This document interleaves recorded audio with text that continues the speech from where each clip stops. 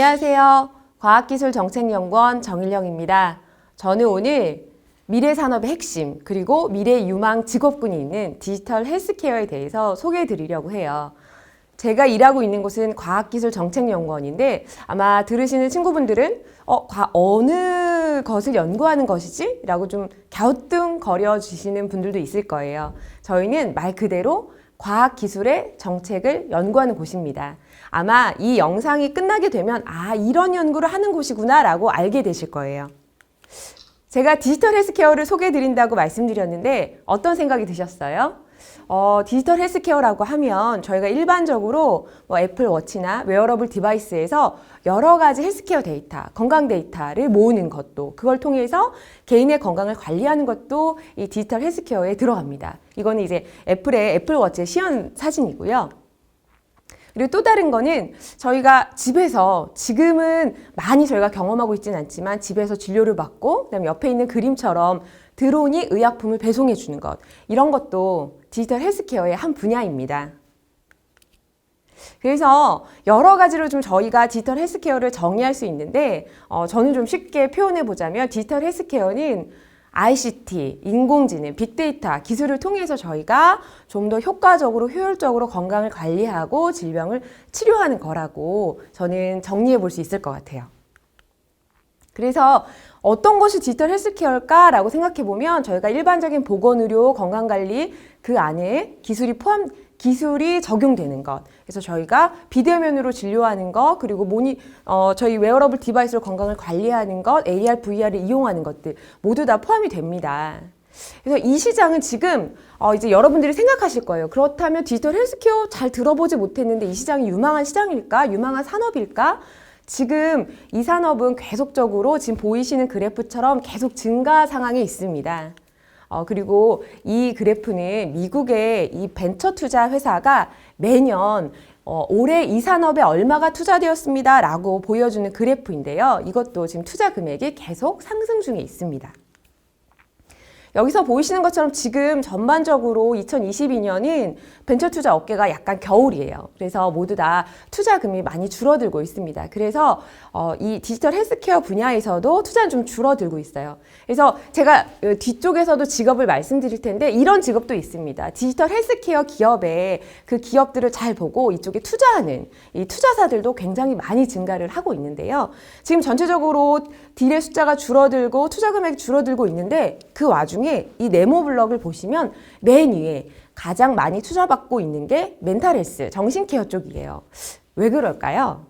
저희가 코로나 이후에 많은 분들이 우울감을 좀 경험하시고 그래서 우리 작년에는 아마 코로나 블루라는 용어도 있었어요. 그래서 정신 쪽으로 ICT 기술을 적용하면 사람들을 좀 도와줄 수 있지 않을까, 건강을 관리하고 관련된 질병을 치료할 수 있지 않을까라는 기술이 많이 나왔고요. 기술, 제품, 서비스가 많이 나왔고 여기에 많은 또 투자 금액들이 몰렸었습니다. 그래서 저는 제가 대략적으로 말씀드렸는데 조금 더 이제 본격적으로 들어가 볼게요. 한 3가지 정도 말씀을 드리고 싶습니다. 지금 이건 디지털 헬스케어가 이런 범주가 포함됩니다라고 하는 그림이고요. 이 안에서 비대면 의료 서비스, 저희가 원격 진료라고도 이야기하고요. 디지털 치료제, 그리고 정밀의료 이렇게 3가지를 말씀을 드리면서 한번 곰곰이 생각해 보셨으면 좋겠어요. 나는 어떤 걸 잘하고 내가 이 분야를 나간다면 어떤 게 나한테 맞을까 고민해 보시면 좋을 것 같습니다. 그래서 비대면 의료 서비스부터 말씀드려 볼게요. 비대면 의료 서비스는 먼 거리에 있는 혹은 또 올 수 없는 상황에 있는 분들에게 저희가 실제 대면 진료가 아닌 원격으로 비대면으로 진료하는 것을 포함해서 비대면으로 건강을 관리하고 원격으로 모니터링하고 그리고 원격 교육, 원격 수술 이런 것들이 모두 다 포함된 서비스를 말합니다.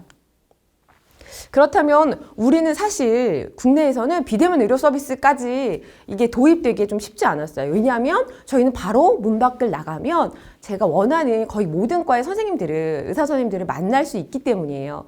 그런데 저희가 코로나를 통해 경험했죠. 우리가 나갈 수 없는 상황이 생기기도 하는구나. 그래서 이 비대면 의료 서비스는 우선 의료 접근성을 향상해 주고요. 이게 우리나라는 아주 니즈가 높진 않았지만 중국이나 미국처럼 굉장히 영토 자체가 너무 넓어서 병원을 가기가 어려운 곳에서는 정말 필요한 서비스였고요. 그리고 어떤 일부 과에서는 실제로 이 비대면 의료 서비스가 더 좋은 품질을 이야기하기도 합니다. 그리고 저희가 이번에 코로나 경험하면서 정말로 저희가 강제적으로 경험을 하게 되는, 그래서 이제는 비대면 의료 서비스가 정말 필요하구나라고 많은 사람들이 인지하고 계시고, 아마 이 영상을 보시는 분들 중에서도 전화 진료를 통해서 아마 진료 받아보신 경험이 있는 분들도 있으실 거예요. 그렇다면 너무 먼 얘기 아닐까라고 생각하실 수도 있지만, 영상의학이나 피부과 등에서는 아주 각광을 받고 있는 서비스입니다. 그러면 제가 만약에 집에서 혹은 제 사무실에서 진료를 받았어요. 그런데 약을 사러 제가 문을 열고 나간다고 생각하면 좀 이상하죠. 그래서 미국에서는 이 필팩이라고 하는 스타트업이 있었고요. 이 필팩 스타트업은 의약품을 배송해주는 기업입니다. 이걸 아마존이 인수했고, 그래서 아마존이 아마존 케어를 출시했어요. 이 아마존 케어는 아마존 직원들에게 원격 의료 서비스를 제공하겠습니다 라고 하는 서비스이고, 이거와 함께 원격으로 진료받고 필팩을 통해서 약품까지 배송받는. 그런데 사실은 이게 올해 말에 사업이 종료되었습니다. 그만큼 이 헬스케어 분야는 그냥 기술력 하나만 가지고 사실은 들어오고 진입하기 쉽진 않아요. 그렇지만 지금 그래서 우리가 미래에 다들 우리가 건강을 관리해야 되고 또 아플 것도 있고 의료비는 계속 증가하고 있기 때문에 굉장히 각광받고 있는 산업이어서 구글, 애플, 아마존, 마이크로소프트부터 시작해서 네이버나 카카오까지 모두 다 헬스케어 산업에 진출을 하고 있습니다. 그리고 이 안에서 텔라닥이라고 하는 건 미국의 원격 의료 서비스를 제공하는 기업인데요. 실제 어떤 분이 원격 의료를 많이 받을까 생각해 보면 우선은 만성질환자들이 많이 대상이에요. 그래서 텔라닥 같은 기업은 리본고는 만성질환을 관리하는 기업인데, 그 환자들을 관리하는 기업인데 이렇게 인수하는 그러한 움직임도 있습니다. 그거 외에도 그러면 원격 의료 서비스나 비대면 진료 서비스가 지금만 나온 것일까? 그건 아니고요. 한 2000년대 초반부터 2010년 이후부터는 인공지능이나 머신러닝을 하는 연구자분들이 내가 이걸 적용해서 환자를 좀 상담해 주거나 우울감을 느끼는 분들과 실제 채팅을 통해서 채팅 기반으로 도움을 주는 이런 서비스들이 영국이나 미국 쪽에서 계속 나오고 있는 중이고, 이게 요즘에 계속 이제 업그레이드 되고 있는 상황이라고 보실 수 있습니다. 그리고 저희가 그럼 우리나라에는 어떤 기업이 있을까요? 여기 보시는 것처럼 저희가 이제 심전도나 심박도 이런 걸 이렇게 재려고 하면 병원에서 굉장히 줄이 많은 것들을 재고 이렇게 달고 재야 돼요. 근데 지금 여기 휴이노의 메모 패치 보이시는 것처럼 굉장히 간단하게 해서 원격 모니터링을 할 수 있는 기기도 지금 현재 나와 있고요. 저희도 라이프 시멘틱스라든가 이제 한 두세 개의 기업들이 원격 진료를 할 수 있는 지금 그런 제품과 서비스를 출시해 놓은 상태입니다.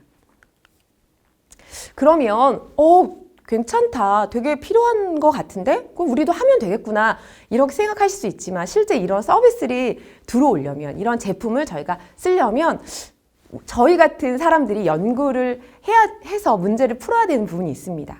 만약에 비대면 의료 서비스가 들어온다면 진료의 가격을 어떻게 매겨야 되지? 진료 수가를 어떻게 책정해야 되지? 실제 의사 선생님을 만났을 때 내는 가격과 내가 비대면으로 받는 가격을 높게 혹은 낮게 뭐가 좋을까? 그리고 참 의사 선생님들이 걱정하시는 건 뭐냐면 제가 비대면으로 진료를 받고 있다가 갑자기 제가 쓰러졌어요. 이런 의료사고가 발생하면 이 법적 책임은 누가 있지? 그리고 아까 말씀드렸던 것처럼 저희가 피부과라든가 영상의학과 이런 쪽에서 저희가 비대면 진료 서비스를 받으려면 실제 카메라 스펙이 굉장히 좋아야 돼요. 그래서 국가에서는 비대면 진료 하시려면 모든 1차 의료기관은 이 정도의 컴퓨터와 이 정도의 카메라 스펙 등을 가지고 계셔야 됩니다 라든가, 또 이걸 위해 저희가 정책적으로 지원하겠습니다, 이런 것들을 아주 세부적으로 정해야 되고, 저희가 정책 연구자들이 이런 문제들을 해결을 하는 곳입니다. 그리고 두 번째는 디지털 치료제에 대해서 말씀드려 볼게요. 저희가 국내에서는 실제 이제 정확한 명칭은 디지털 치료기기인데 전 세계적으로는 저희가 디지털 치료제라고 부르고 있어서 저도 디지털 치료제라고 부를게요. 디지털 치료제가 뭘까 생각해보면 저희가 먹는 알약, 이거를 1세대 약이라고 하고요. 2세대 약은 주사치료제예요. 주사치료제는 근데 한 몇 억 정도 되는 항체나 단백질로 만드는 제품이고요. 디지털 치료제를 바로 3세대 치료제라고 보통 부릅니다. 이게 뭐냐면 질병이나 건강 관리를 위해서 저희가 소프트웨어를 쓰는 거예요. 소프트웨어가 뭘까 생각해보면 모바일 어플리케이션이나 AR이나 VR이나 이렇게 가상현실이나 게임 같은 것들을 활용하는 거예요. 이게 약이라고? 이게 의료기기라고? 이런 궁금증이 드실 수 있어요. 근데 이거를 왜 쓸까? 이렇게 생각해보면 실제 먹는 약이든 맞는 약이든 우선은 독성과 부작용이 있고요. 어떤 질환은 아무리 이렇게 써도 잘 안 듣는 것이 있어요. 그게 반해 디지털 치료제가 굉장히 효과를 보는 분야가 있습니다. 이걸 설명드릴게요. 그래서 예를 들면 뭐 치매나 알츠하이머, 특히 우리 오은영 선생님이 많이 아이들 보면서 얘기해주는 ADHD, 주의력 결핍이 굉장히 부족한 아이들도 있죠. 이런 아이들에게는 실제 이렇게 약을 복용하는 것보다 이렇게 디지털 치료제를 쓰는 게 더 효과가 좋다는 논문들이 굉장히 많이 나오고 있고요. 그거 아니어도 저희가 당뇨라든가 이제 이렇게 저희가 행동 교정이 좀 들어가야 되는 분야들, 이런 쪽에서 디지털 치료제가 많이 주목을 받고 있습니다. 그래서 그렇다면 이게 그냥 저희가 상상하는 것 정도가 아닐까요? 라고 생각하실 수 있지만 지금 이 표에 보이시는 것처럼, 그리고 제가 파란색으로 칠해 놓은 부분은 국내 기업입니다. 이렇게 암부터 시작해서 여러 질병에 많은 국내외 기업들이 제품과 서비스를 출시했고, 실제로 이건 정말 효과가 있어서 저희가 이제 수가를 드리겠습니다. 이게 정부가 지원해 드리겠습니다. 라고 하는 부분도 있습니다. 그러면 아직 좀 감이 안 올 수 있는데요. 특히나 여기에 보이시는 그림처럼 ADHD 그 아이들에게 쓰는 게임이 있고요. 그리고 옆에 보이시는 거는 당뇨 환자들을 위해 이제 앱. 당뇨 환자분들은 사실 정확한 음식량을 좀 먹고 자기 건강 관리를 하셔야 되잖아요. 그런데 사실 당뇨 환자들은 한 3달에 한 번 정도 가시고 그때 이제 혈당 체크 하시니까 사실 이제 저희 아버님도 당뇨가 있으신데 그때만 좀 관리하세요. 그래서 이거는 매일매일 모니터링 할 수 있는 앱이고, 그 밑에는 수면 장애와 관련된 앱입니다. 그러면 우리 아직 약간 감이 안 올 수 있는데 이 영상을 잠깐 한번 볼까요? 이렇게 보시는 것처럼 이건 정말 게임인데 게임을 만들어 놓고 보니 치료 효과가 있네, 이게 아니고요. 어떻게 하면 이 친구들에게 도움이 줄까라고 생각해서 만들고 보니 이게 게임과 유사한 형식이 된 거죠. 그래서 실제 한 25분 정도, 25분 매일 5일 정도 하니까 정말 효과가 있더라 라고 나는 지금 결과 보고가 된 거고요. 이렇게 캐릭터를 선정하고 이 아이가 이렇게 게임을 하면서 어떤 장애물도 피하고 여기에서 나오는 미션들을 클리어하면 굉장히 주의력이 좀 높아지는 것을 볼 수 있었습니다. 그래서 이 분야가 지금 굉장히 스타트업들이 많이 나오고 있거든요. 그래서 아마 난 정말 게임이 좋은데, 그리고 게임이 좋은 친구들은 게임을 디자인하거나 설계하거나 이 게임 업계만 있다고 생각하셨을 수도 있는데, 지금은 이 게임으로 내가 이 게임의 아이디어를 가지고 디지털 치료제라는 분야, 이 디지털 헬스케어 분야에서도 할 수 있는 일이 굉장히 많습니다. 그렇다고 하면 우리가 디지털 치료제도 저희가 도입하면 되겠네요, 이렇게 생각할 수 있지만 실제 도입하려면 이건 기존에 없던 약이에요. 기존에 없던 의료기기이기 때문에 저희 같은 이제 정책 연구자들이 그러면 우리가 이걸 어떻게 분리하면 좋을까? 기존의 의학 체계에서 이건 얼마를 줘야 되고 우리가 어떻게 관리해야 될까? 그리고 특히나 디지털 치료제를 쓰면 그 아이나 그 환자에 대해서 데이터가 계속 나와요. 그런데 이 데이터는 굉장히 민감 정보이기 때문에 어떻게 데이터를 잘 관리하지? 이런 것들을 저희가 해결합니다. 마지막은 정밀의료예요. 정밀의료는 이 보건의료 분야의 패러다임을 완전히 바꾸고 있는 개념입니다. 우리가 병원 가면 어떠세요? 선생님이 어떤 약을 처방해 주셔. 근데 한 2, 3일 먹었는데 잘 낫지 않아요. 그럼 선생님한테 가서 선생님 별로 차도가 없습니다 라고 하면 그래요, 그럼 이번에는 이 약을 써보죠, 이렇게 얘기한단 말이에요. 근데 우리가 이거를 근거 기반 약, 즉 선생님께서 의대에서 배우셨던 것을 기반으로 해서 환자에게 이것도 처방해보고 이게 잘 안 되는구나, 그러면 또 다른 약을 처방해보는 이런 방식이거든요. 근데 이제는 이 방식에서 넘어서서 각 사람에게 맞는 약을 쓰고 치료 방법을 제안하는 것을 말해요. 그래서 아주 쉽게 보면 어떤 사람은 열이 날 때 브루펜 계열이 잘 듣기도 하고요. 어떤 사람은 열이 날 때 타이레놀 계열이 잘 듭니다. 근데 그걸 어떻게 할까요? 바로 유전체 데이터 등 많은 데이터로 알 수 있어요. 당연히 정밀의료는 이 맞춤 건강관리도 할 수 있고요. 그래서 이 맞춤 건강관리 그리고 이 정밀의료로 가려면 데이터가 필요한데, 그래서 작년 저희가 미국에서는 이제 개인이 이 데이터를 얻기 위해 유전체 분석 서비스를 이용한 사람들이 굉장히 2000년대 후반부터 폭발적으로 증가를 했습니다. 이 사람들이 처음에 했던 이유는 미국 같은 경우에는 한민족이 아니기 때문에 나의 조상이 누굴까? 이런 궁금증에서 시작했어요. 근데 거기서부터 시작해서 나의 질병 위험도. 그래서 가장 유명한 건 이제 안젤리나 졸리가 이 검사를 받고 이제 치료를 했던 이제 이것이 가장 좀 유명하고요. 그래서 이걸 통해서 질병 위험도도 알 수 있고 나의 식습관이라든가 내가 잘 소화를 못하는 것들 관련된 좀 훨씬 정확한 정보를 알 수 있었어요.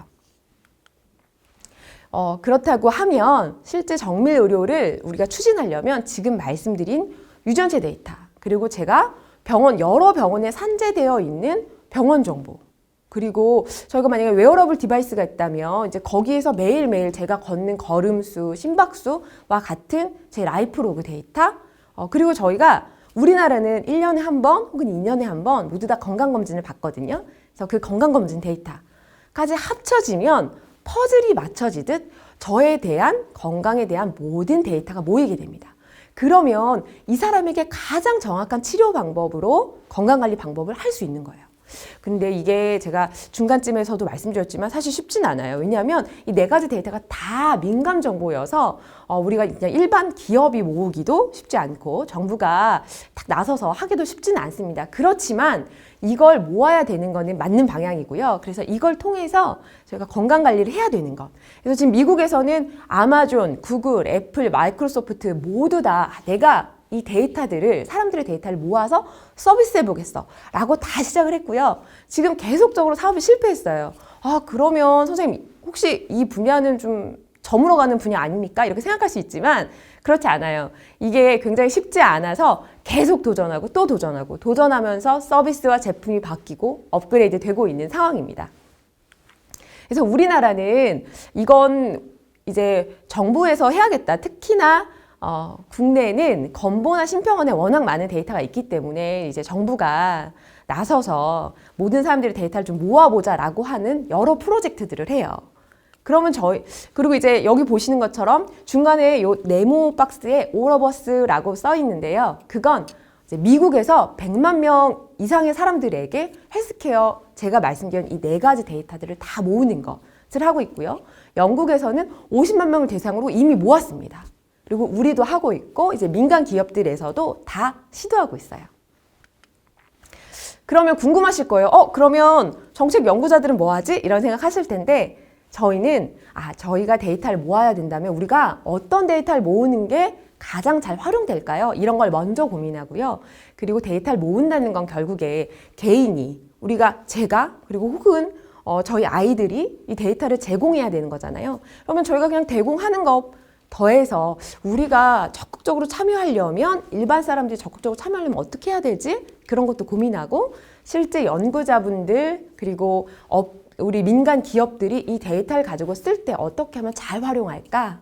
그리고 이렇게 데이터가 점점 많이 모이면 이 플랫폼을 운영하는 게 정부에서 하기는 쉽지 않습니다. 그렇다면 이게 어떻게 효과적으로 효율적으로 운영할 수 있을까? 이런 것도 고민하고요. 그리고 마지막으로는 저희가 이 데이터가 민감 정보이기 때문에 사람들이 모두 다 동의를 해줘야 돼요. 그래서 맞아요. 우리 데이터는 정말 중요하니까 우리 다 같이 모아서 쓰는 것이 좋겠다고 생각합니다. 이렇게 사회적인 인식은 어떻게 하면 가장 효과적으로 높일 수 있을까? 이제 이런 것들에 저희가 답을 냅니다. 제가 지금까지 한 3가지 정도 디지털 헬스케어 분야를 말씀드렸어요. 그러면 다 듣고 나시면 그렇구나. 그러면 나는 내 적성과 내가 이 분야에 관심이 있다면 어떤 게 맞을까 생각해 볼 때 한 3가지 정도의 영역이 있는 것 같아요. 기술에 굉장히 관심이 많고 게임을 만들다거나 앱을 만든다거나 이런 거에 관심 있는 친구들은 이 산업계 쪽에 디지털 치료제 그리고 인공지능 기반으로 해서 신약 개발하는 것부터 시작해서 아니면 데이터를 가지고 건강 관리하는 앱을 만든다든가 이렇게 산업계에 진출할 수 있고, 실제 이 산업계는 굉장히 지금 뜨겁게 많은 스타트업들이 나오고 있는 중입니다. 그리고 저희와 같은 연구계가 있어요. 이렇게 그 제품이나 기술 그리고 서비스 등이 시장에 진입할 때 풀어줘야 되는 문제를 저희가 풀고 이거를 저희가 이 정부에 이렇게 하는 게 좋겠습니다라고 컨설팅하는 정책 연구자들이 있고요. 혹은 굉장히 중요한 기술인데 꼭 우리가 개발을 해야 되는데 민간에서는 사실 수익이 좀 나지 않아서 관심을 두지 않는 기술들은 또 이 연구계 쪽에서 이 기술을 연구하시는 연구자분들이 그 민간에서 쓸 수 있도록 좀 선행해서 먼저 연구를 진행을 하기도 합니다. 그리고 정부에서는 제가 조금 전에 말씀드린 것처럼 이렇게 대규모 프로젝트가 필요할 때 주요 부처들에서 움직이고요. 그리고 건강보험공단이나 심평원은 새로운 서비스가 들어갈 때 이걸 얼마의 가격을 책정해 줘야 될까? 이런 것들을 고민하고 그거를 실제로 집행하기도 하고요. 그리고 사회보장정보원이나 의료정보원 같은 경우에는 저희가 데이터를 쉽게 쓸 수 있도록 민간 기업이나 연구자나 이제 이 데이터를 쓰고 싶은 분들에게 안전히 쓸 수 있게 이제 데이터를 바꾸는 작업, 클링하는 작업들 이렇게 해서 제공하는 것 이런 모든 전반적인 서비스를 제공합니다. 그러면 지금 이게 미래의 일일까요? 그렇지 않아요. 제가 제목에는 현재와 미래라고 썼지만 사실 거의 90% 이상 현재입니다. 지금 여기 보시는 것처럼 한 2022년만 해도 150개 이상의 국내외 기업들이 굉장히 열심히 뛰고 있어요. 기업뿐만 아니라 저와 같은 정책 연구자도 있고 정부 부처의 관계자들도 있습니다. 그래서 오늘 제가 이 디지털 헬스케어에 대해서 말씀드렸는데 아마 궁금하고 관심 가지시는 학생들이 있을 거예요. 작은 질문도 괜찮습니다. 제 이메일로 보내주시면 제가 성심성의껏 답변 드리도록 하겠습니다. 감사합니다.